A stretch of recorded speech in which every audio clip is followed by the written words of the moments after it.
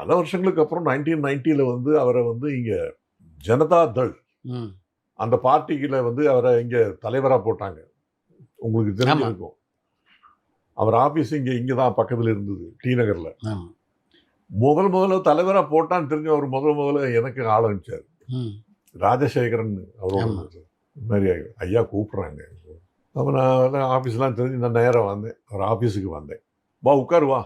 அப்போ கூட ஏதோ 4 பேர் இருந்தாங்க. இல்லை கொஞ்சம் வெளியே போங்கப்பா. தம்பிகிட்ட கொஞ்சம் பேசணும் அப்படின்னு சொல்லி, நீ டெய்லி இங்கே வரணும் ஆ. அப்படின்னாரு. நான் என்ன பண்ணுறது இதயத்தில் உத்தரவுன்னு நீங்கள் என்ன சொன்னாலும் செய்கிறேன் அப்படின்னு. நீ பூனாவும் எல்லாம் போயிருக்க, உனக்கு நல்லா ஹிந்தி வேற நல்லா தெரியும்.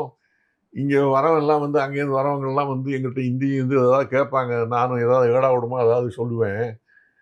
அதனால நீ இருக்கணும் என்னோட எப்பவுமே அப்படின்னாரு. அப்படி 2 வருஷம் டெய்லி அங்கே போவேன். அப்படியா? ஆமாம். ஓ. அப்போ ரொம்ப அதான் சொல்றேன், ரொம்ப சிம்பிள் மேன்.